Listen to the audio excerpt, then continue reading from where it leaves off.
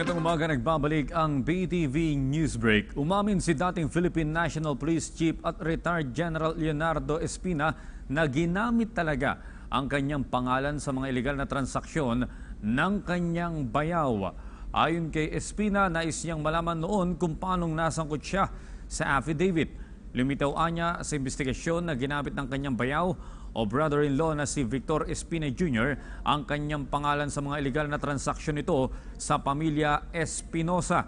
Kabilang sa napag-alaman ng retiradong general ay ang nagsusupply ng armas sa mga Espinosa ang kanyang bayaw. Mga insidente din umano na mayroong isang opisyal na pinalipat sa pwesto si Victor Espina Jr.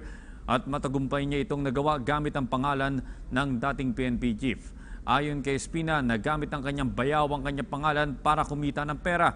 Paliwanag ng dating PNP chief, hindi niya personal nakilala ang mag-amang Espinosa. Sa iba pang balita, dapat nang simulan ng publiko ang mamili ng mga produktong pang Noche Buena at Medianoche.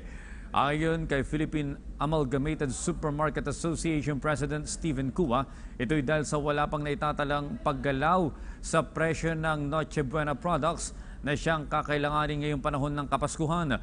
Ayon kay Cua, magandang samantalahin na ang pagkakataon hanggat mura pa ang mga produkto mahigit isang buwan bago ang Pasko at Bagong Taon.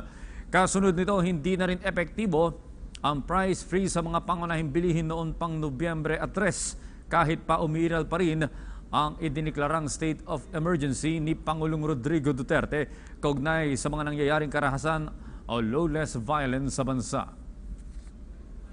At yan po naman ang aming mga nakalap na balita at impormasyon para sa PTV Newsbreak. Ako po si Audrey Goriseta.